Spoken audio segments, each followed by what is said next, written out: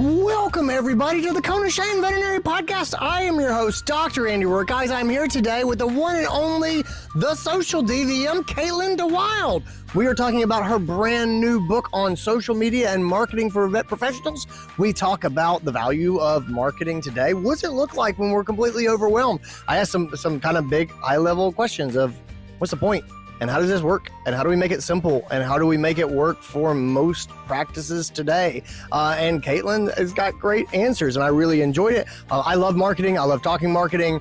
I like to think about it honestly and say, where's the return on investment here? And what does this mean for pet owners and how we communicate with them? And I think this is a really good conversation around those things and about how to make marketing viable and useful for vet professionals. So anyway, guys, I love this episode. Caitlin DeWilde is amazing. She's a dear friend of mine, as you'll tell in the episode. And I love spending time with her. So anyway, without further ado, let's get into this episode. This is your show. We're glad you're here. We want to help you in your veterinary career. Welcome to the Cone of Shame with Dr. DrAndyRoark. Welcome to the podcast, Dr. Caitlin DeWilde. Thanks for being here. Hey, thanks for having me. Oh, it is my pleasure. I am here. I am holding your book, Social Media and Marketing for Veterinary Professionals. How's it feel to have this out in the world where people can pick it up? Oh, I'm thrilled that it's out there. I hope it's helpful to anyone other than me or, anything that's not being used as a doorstop. I'm pretty excited about it.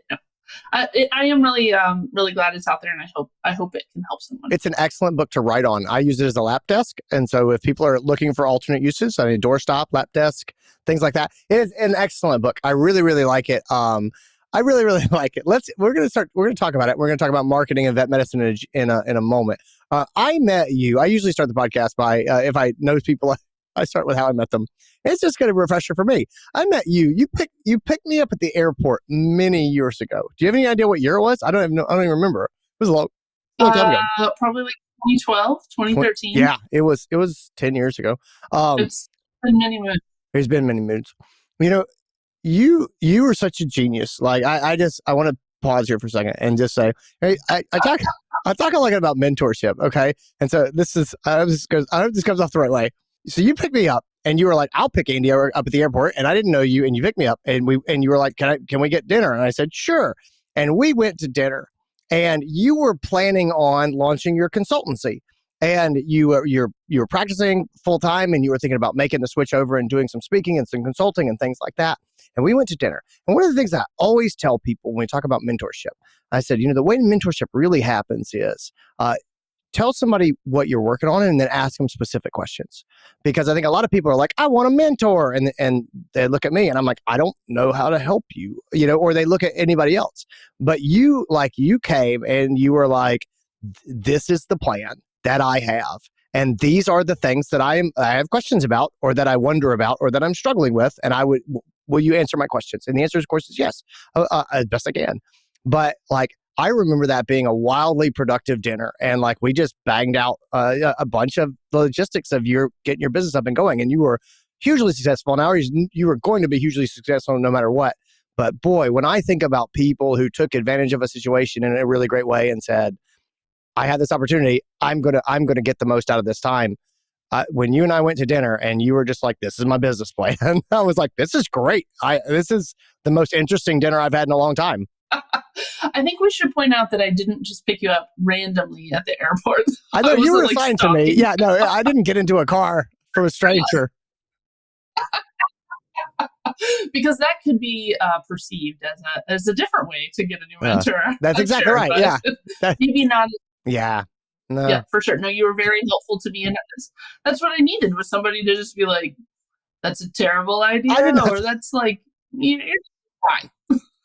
You were fine. You were more than fine from the very beginning. I did not say it was a terrible idea. All right, let's talk. So since that fateful evening of us having dinner, you've done a lot. You run you run your consultancy.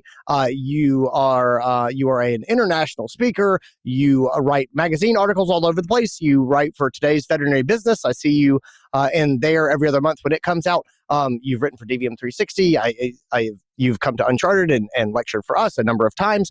I hired you recently when I needed help in my business. I'm just being honest. I needed some help with a significant marketing project that we were running, and we just didn't have the bandwidth inside the team. And somebody said, we should bring Caitlin in. She's amazing, and she's incredible. And I did, and I sent you a thank you note because that's how good you were. You were amazing.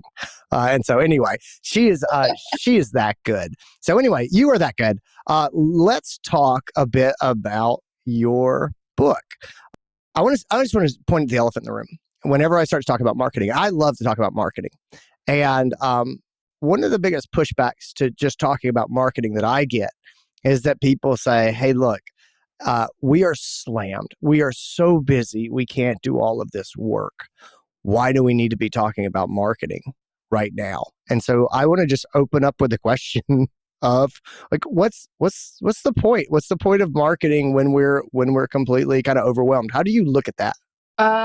So it's a loaded question. I'll be honest. I look at it differently a little bit every day, right? Because it changes, unfortunately, a lot of times, which makes it harder to answer.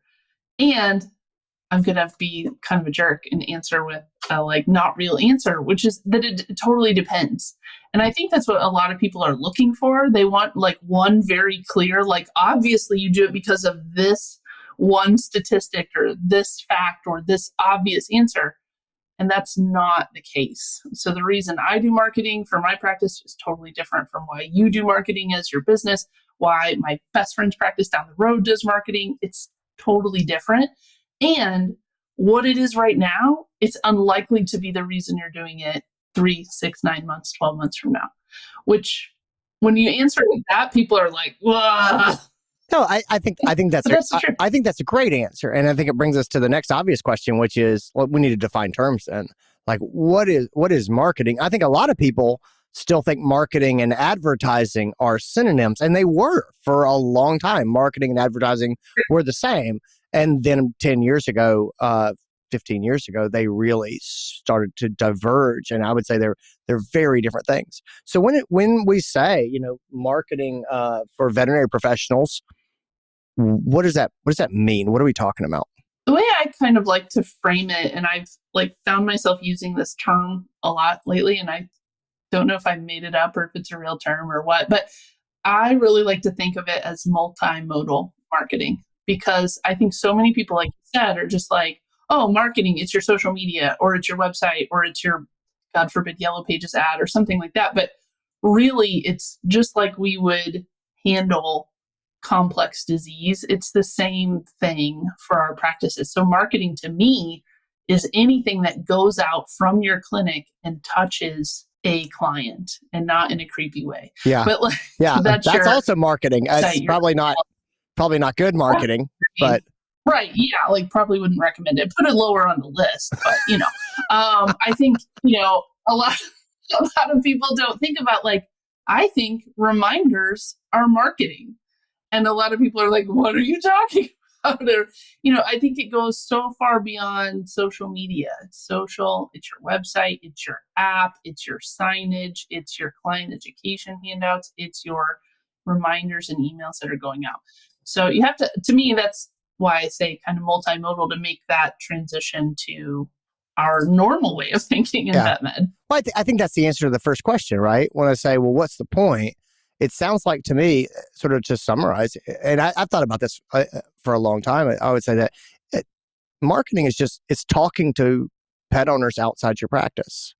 And you might even say it's talking to pet owners inside your practice, but just to make it simple, I would say any communication you do with pet owners who are your clients outside of your practice, that's marketing. And so absolutely reminders to me fall into marketing. And I'll put it forward. I've worked with a number of practices, and something happens and the reminder system gets shut down. And buddy, you'll see your appointment schedule open wide up really fast. And if that's not the mark of effective marketing, is when you stop and business stops coming through the door. You know that you were doing something important before you stopped. And I've just seen that with the reminders and stuff. So I think of it a lot as just it's how we talk to pet owners. And you can say, I know you're totally slammed.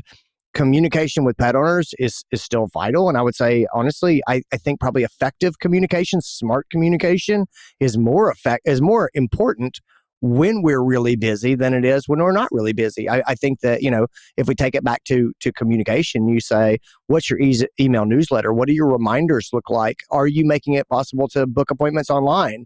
I think all those things for me absolutely fall under marketing. Text-based communication, anything like that. I go, these things can be efficiencies inside your practice, and I would still put them under the category of marketing, or they're through marketing pathways. Do you agree?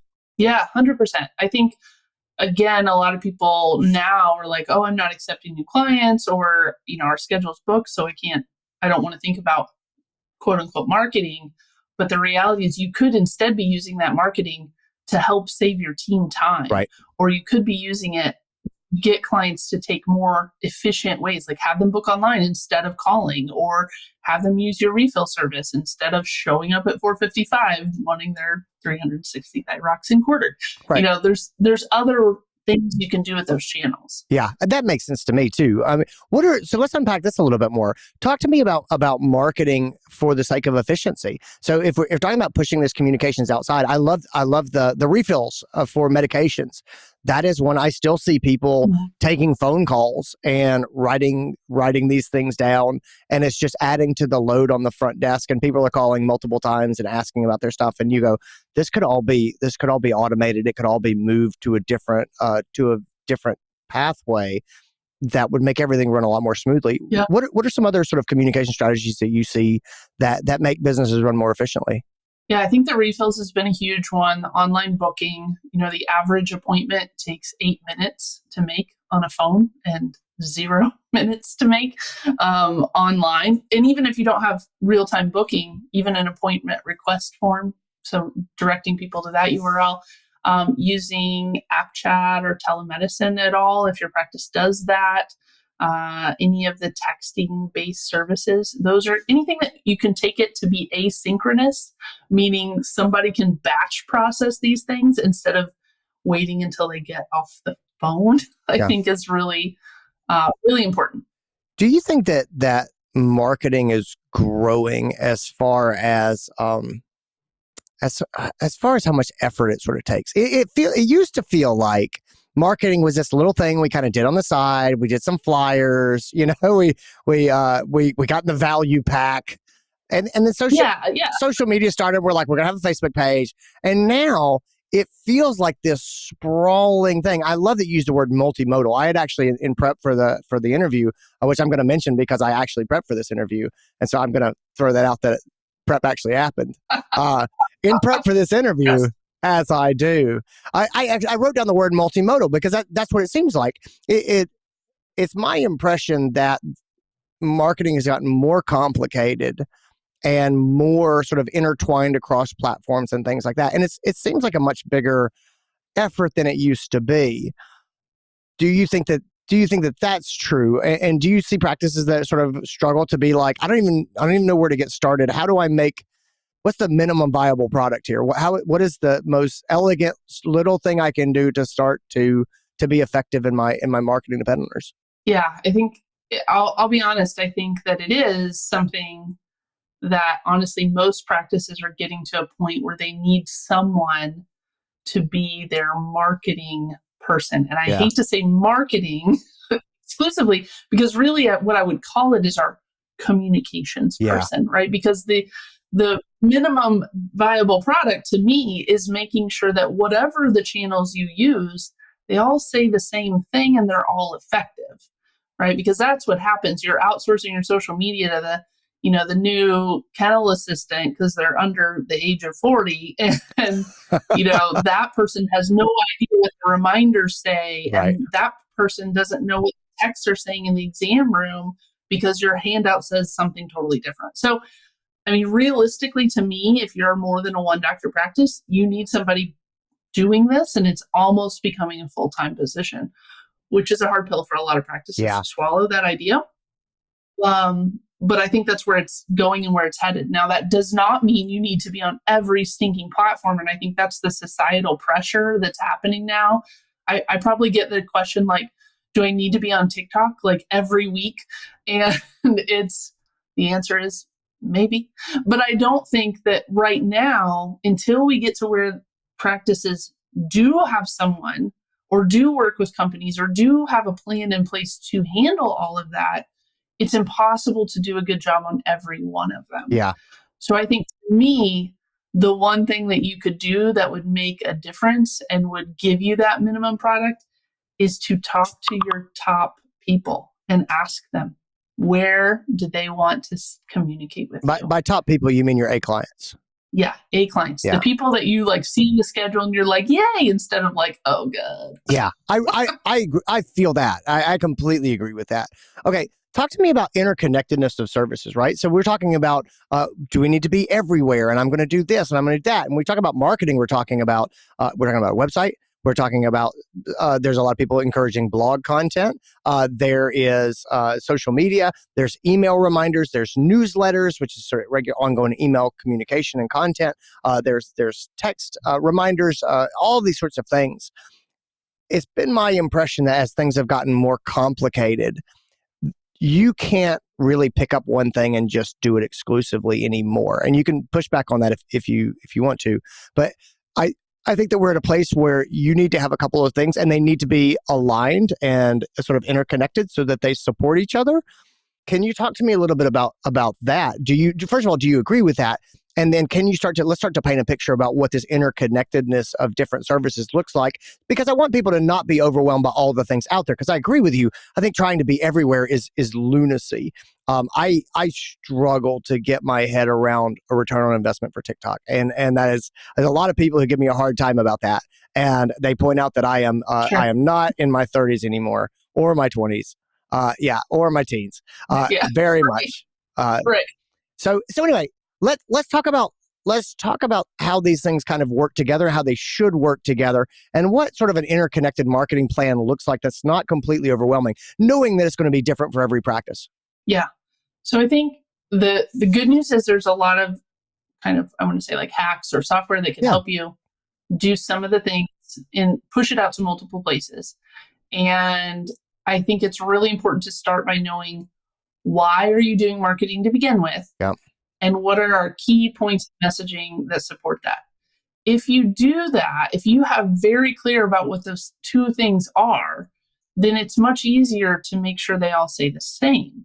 I think when you figure out with your A clients and with the things that help your practice that you know have made a difference, I would start there, right? And look at them, because I think that's the mistake that a lot of practices make, is that they don't think about updating. I just worked with someone that still had curbside stuff on their automatic responses because they just hadn't reevaluated. Mm-hmm. And the good news is a lot of the services that we're talking about, right? Working with your app, working with social media, working with email, a lot of these things you can invest 30 minutes or less and update them. But if you haven't looked at them in 2 years, then they're unlikely to jive. So I think the first thing you have to do is know your why, know your key messaging. The next thing you have to do is look at what you're already sending.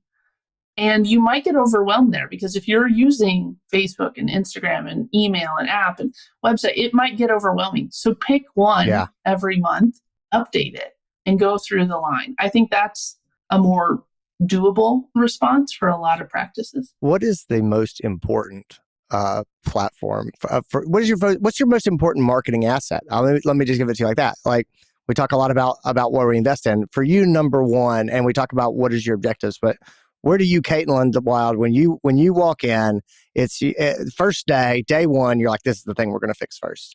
I want to get email addresses. Yeah. Tell me about that. And that's probably a bit of a surprise to some people, but realistically, We don't own anything. Facebook and Instagram today is down, right? Totally down. We don't own anything that's on Facebook. It could get hacked or deleted and we could lose it all in a second and we would have no backup. Yeah. Email, if they're actually a good email address, is email's like a gateway drug. Like you can get into all kinds of different platforms if you have someone's email and if it's the right email. So I think when I see practices that don't ask, that's a huge missed opportunity because you can build audiences and target people based on their email address in all of the social media platforms. You could yourself email them natively or through an email marketing app. Like there's a lot of opportunities there, and it's the one thing that we can own and we can take with us no matter what platform you're losing or you're using, not losing. Guys, I just want to jump in here real quick with one quick announcement. If you're a practice owner, the Uncharted Practice Owner Summit is coming. It is me and my friend Stephanie Goss, the practice management guru. We are going to be leading that, heading that up. It is in person in Greenville, South Carolina. If you are a practice owner and you're like, man, I want to go to a thing that's only practice owners and work with other practice owners, head over to unchartedvet.com and check out what we're doing. Guys, that's it from me. Let's get back into the episode. I'll tell you a story. I don't know if I told you this. I lost 40% of my Facebook traffic in 1 week, one time. And so to set the stage, we'd built my team had built up the DrAndyRoark Facebook page, which was, it's got 300 and some thousand followers. But boy, I tell you, we were reaching 1 million people a week through Facebook, just again and again and again, just count it every week. And then the 2016 election happened. And then there were outcries about fake news. And then all of a sudden, we were not reaching 1 million people a week. We were nowhere close to it, and we never, ever got back. And it was just absolutely hammered. It was like they turned off the spigot, and that was that. And I've always been, I still am angry about that. It's been 6 years, still angry. Like, how dare you? But I mean, who cares? The world moves on for sure. But just as an example but it'll happen with any other social media platform. Always just remember that you don't own anything, and no one's there to hear you scream when they just flip the switch and you can no longer reach your people. Like that lesson for me was just count on it. Just count on it happening. Do social media with the full knowledge that you're going to get screwed, and they're not going to care. It's a question of when. As long as you go in with eyes wide open and say, this is what I'm doing. There is a return on investment right now. And the whole time I am using this to generate clients that I will actually see in my practice that I can build loyalty with. And can actually turn into repeat loyal customers who are still going to come if social media just disappears. I think that's really the thing for me. I still think probably the biggest one for me, Caitlin, is the website. And I think a lot of, I think the website maybe doesn't feel as important as it used to. In the heyday of social media, it really didn't feel very important to me because you could just be on social and you were so easy to find. But going back to today, the way we set up our website, the way it presents our staff, our doctors, the way it humanizes us, presents a face, or the way it gets, hopefully, I'd love for it to collect email addresses, the way it sets up text messaging with my clients, the way it helps book reminders or appointments, things like that. To me, it kind of is the bedrock for all of our outreach. And I feel like it's smart to try to continue to keep that up as the face of our practice. But social media can come and go, but you own your website and you own the story that it tells. Mm-hmm. Yeah, I think of it, it's a solid foundation, right? You can't, all the other things kind of build the house on top of it. But I think you're right that there's a good, a solid reason to invest some serious time in that and to make sure, again, that it's a piece of the puzzle that not just serves as a hub of information, but shows your people and what makes you different. Well, I love that you said emails. I just think that's really, really smart. Like people respond to emails in a way that they do not respond on social media. And I say this as a guy who's had a lot of experience with social media and getting people to take action on social media.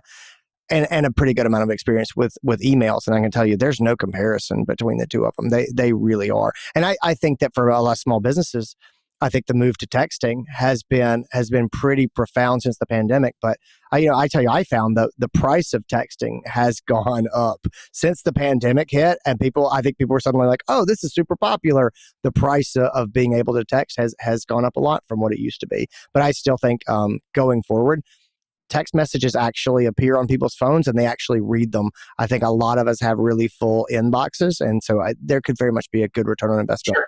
Yeah.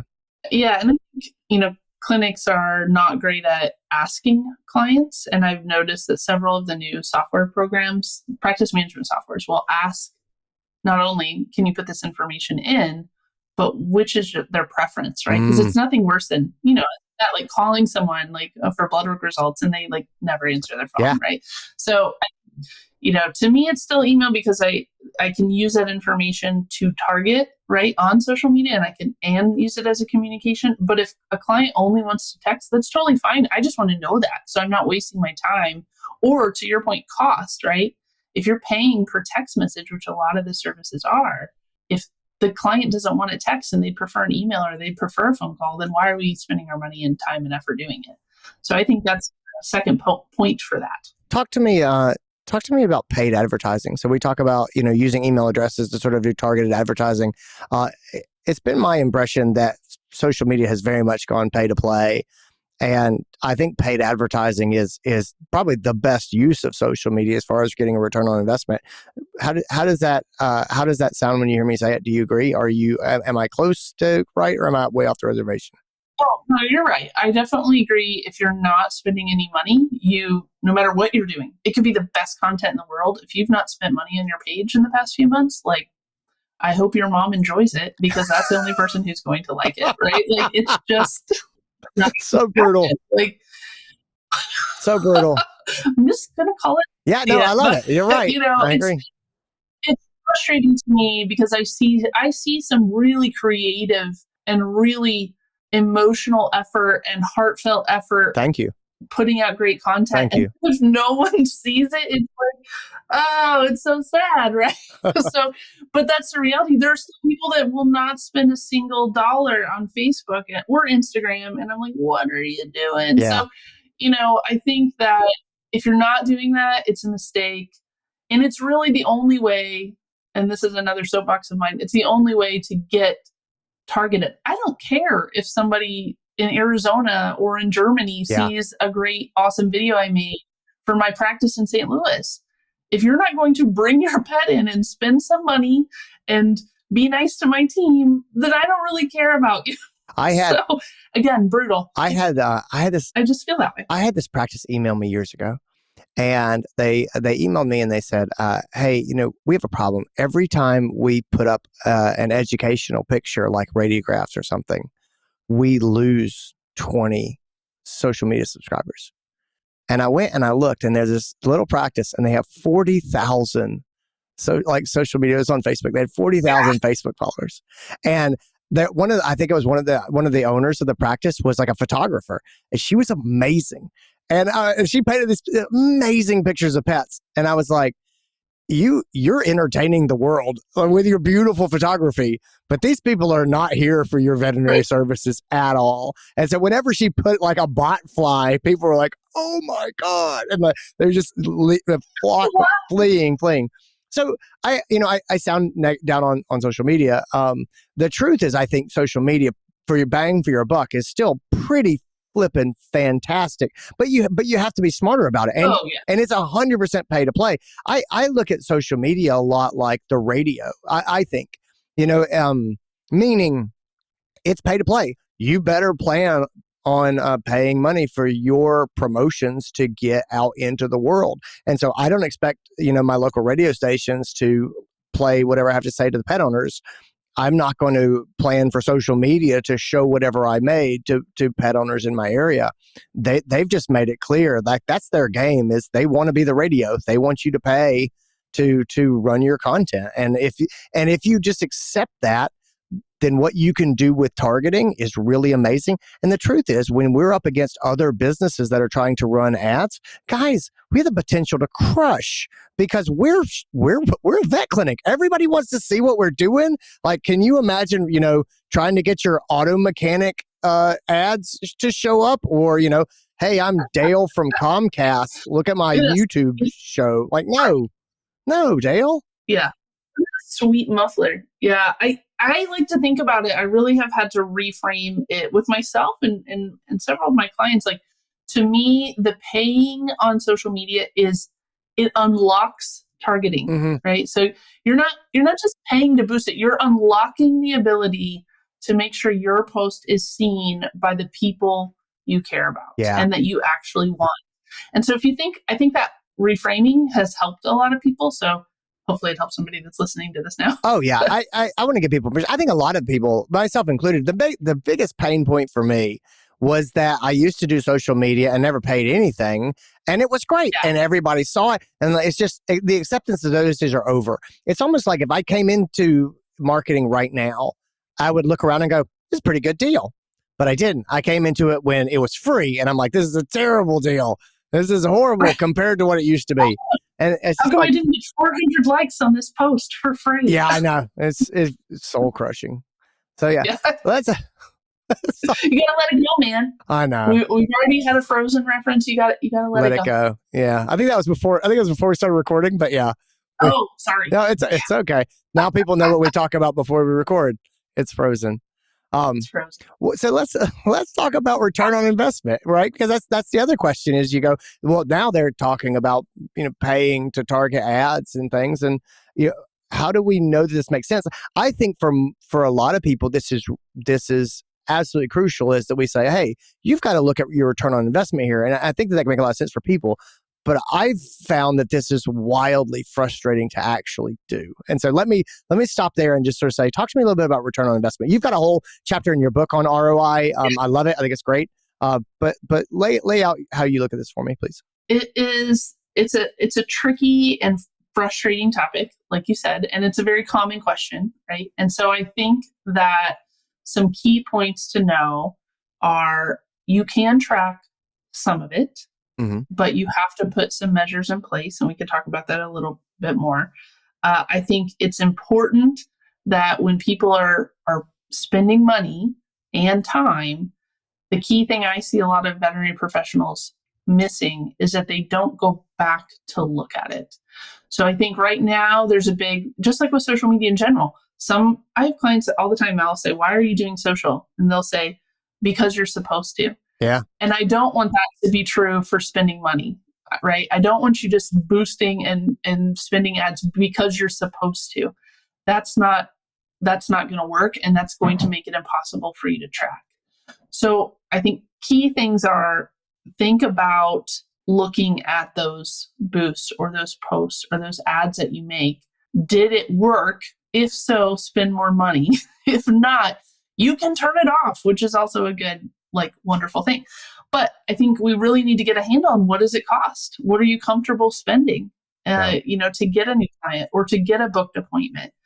In general, I think my third point that I'll say is, I think a lot of people think about this only from a time standpoint. And to me, it's valuable or essential even that you also consider the time and energy you're putting into this content. So there's a labor cost, right? Yeah. To create content, to deploy it, things like that. So those are kind of my soapboxes. And I know we're, don't have 8 hours because I could talk about it for 8 hours. But I think, think about, if you just want to track money, that's fine. That's easy to do in the software. But that's only on your Facebook ads and your Facebook boosts and Instagram promoted posts. That's not the whole picture, right? So that's where it gets tricky. You need to think about, well, how much time went into that? How many hours did I pay that staff member to do this stuff? So that's number one. Number two, you got to have somebody looking at this stuff and knowing, did it pay off or not? And then you have to be willing to invest that time in tracking, right? You can do all kinds of nerdy stuff. You can put a pixel on your website. You can have whole other softwares that track your exact down to the cent, how much did this new client, cost me. But if you don't know why you're doing it, then it's not going to work out, right? Yeah. It's not going to be worth your effort and even trying to track it. Yeah. I was a little bit all over the place, but hopefully that gave you a few nuggets. No, I like it. I like it.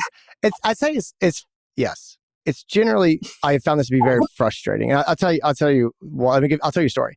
So let's just imagine for a second that we run a vet clinic, and Mrs. Jenkins is out with her dog at the dog park, and she's her best friend, and she says to her best friend, "Where do you take your pet?" And the woman says, "Andy and Caitlin's practice." And then she goes home and she Googles Andy and Caitlin's practice, and she sees all the reviews, and she looks around all of our website, and she goes, "Oh, next time I need to go to the vet, I might go there." And then she leaves and she goes somewhere else, and she talks to someone else who also says that we're great. And then she goes home and she logs on to social media, and there's an ad for Andy and Caitlin's practice. She's like, "You know what? Let's go ahead and talk to them." And she clicks the button, and then Facebook is like, "We made a sale. Look at you're like, that's a Facebook sale." And you're like, "That is not a Facebook sale. That was 6 other people." That was honestly Mrs. Jenkins' friend at the dog park is probably the driver there. It just happened to be that there was an ad that says, "Click here to make an appointment," right in front of her face. And so then you see this inflated value in this case. Now it works the other way too, where people see social media content all day long, and then they go to your website directly and then make an appointment, and there's no obvious tracked return on investment, but you definitely made an impact. I look back at my own career and say, my wife used to be like, "Why are you spending so much time on Facebook, for God's sakes?" And I don't know how. You could never track a thing that says I spent this amount of time and energy on Facebook, and as a result, this is what I got to do later in my career. But I'm confident that they are absolutely related. There's no way they're not. But I can't prove that correlation at all. Right. And most people can't, even me. Like it's a little. I do a lot of ROI tracking for my practice alone, just for purely experimental reasons. And I won't say it's perfect, but I do think a lot of clinics are not even trying. They've just assumed that it's not. And I think the easiest thing is, if you're using marketing to get new clients, then the easiest thing is to ask them when they come in for their first appointment, right? That's the one thing that's like the baby ROI tracking, right? Is to say, okay, add that to your client referral source tracking and actually run that report. If you do nothing else, that's the first thing. So you could say, "Oh, this quarter, I got 7 new clients from Facebook." Yeah. Then that you spent this much time and this much money on Facebook. Okay, that costs this much per client. Yeah. Was it worth it? It's so like, that is the simple hack that I highly recommend, because Facebook will be like, "Look at these insights." It's a spreadsheet that goes on for miles, and none of it's really useful. And the truth is, just ask people, "Hey, what would you say the number one reason you came in here was?" And they're like, "Oh, Facebook." "Oh, great. Thanks, bud." And like, that's it. Like, that's the actual rubber meeting the road of the person coming into your practice. I think old school AF, but still works really, really well. Agree. Awesome. Talk to me a little bit about outsourcing for marketing, because I agree with you. I think that in a lot of ways, the complexity of marketing and communication has continued to grow. And I think that you're right about a position in larger practices, for sure, of someone who just oversees this. I can see in a lot of smaller practices, people saying, "We don't have that capacity here. I need to get some help." Can you kind of lay out the landscape a little bit of like, what does outsourcing marketing look like today when it's so tied into our PIM system, into our reminders, into how we communicate? Like, give me some advice on how a practice might go about like engaging in that. Yeah, totally a common question, common concern. And the reality is that for many, many years, and I think I've spoken about this before, I have been the hugest proponent of, no, you should do it in-house. Mm-hmm. And that's what I love to do, is train people to do it. If you have someone that has the interest and has the time, it's always going to be best done by somebody that's on the ground, that knows the clinic, knows the practice, knows the clients. That is a reality most practices cannot now justify. Yeah, right? It's hard. That's a hard pill to swallow. Yeah, but it's true. You got to be on the floor. You got to be seeing appointments, right? I need you in surgery. I don't have time for this. So I think what makes sense for many practices is to do an audit of what it is that they really want to do, what amount of time they can realistically contribute. And from there, maybe that person who actually was interested and actually wanted to do it, they work with someone to make sure that it gets done. Because a lot of times the ideas and the whys and the passion can still come from the practice, but maybe there's someone else that can take care of actually deploying it. The biggest example I'll give for this is video. Okay. So everyone knows video is key. Video does great on social media. Sometimes we like creating video, right? Or capturing it. Let's not say creating. How many million videos do you have from your practice on your phone that have never left your phone? Yeah. Because they need editing, they need branded with the clinic name, they need a call to action and a caption. And I think you should still get credit for capturing the video because you have that relationship that you were able to capture the video and you knew and recognized that this could be valuable marketing material. But outsourcing it to someone on any number of companies to actually edit it and get it done and posted is a beautiful thing. Yeah. And you should still get credit for doing that. And I think that's kind of the hybrid model that a lot of practices need to adopt, right? They need to figure out what can they do very easily and still get their mission and their passion and their why accomplished, but how can they hand it off to someone who actually gets it done? I think that hybrid model needs to be promoted a little bit more because realistically, even for us, I outsource all of our video editing. I hate video and I'm terrible at it, so it's totally worth it to me to pay someone on a service to edit it and then it's done and it can be actually used. So I think the hybrid is where a lot of practices are headed. I love it. That makes a ton of sense. Caitlin DeWilde, you are the author of the new book, Social Media and Marketing for Veterinary Professionals. I'll put a link in the show notes for people to pick it up. If you're a practice manager and your practice is doing a fair amount of marketing, or if an area you're interested in growing in, you should grab a copy and have it on your shelf. Caitlin, where can people find you online? Where can they learn more? I would love to connect with anyone that is nerdy about this stuff or wants to be nerdy about it. And you can find me at The Social DVM on all the social channels, of course, or at thesocialdvm.com or hey, what's up at thesocialdvm.com if you want to send me an email. Perfect. Awesome. Well, thanks so much for being here. Guys, take care of yourselves. Bye, everybody. And that's it, guys. That's what I got for you. I hope you enjoyed it. I hope it was a fun conversation for you guys. It certainly was for me. Anyway, if this is helpful, if you love it, one, get Caitlin's book, and number two, write me an honest review wherever you get your podcast. The Apple Podcast app is a huge place where most people find their podcasts, and honestly, if you could leave me a quick review there, it really means the world to me. But anyway, guys, take care of yourselves. Be well. I'll talk to you later on. All right, bye.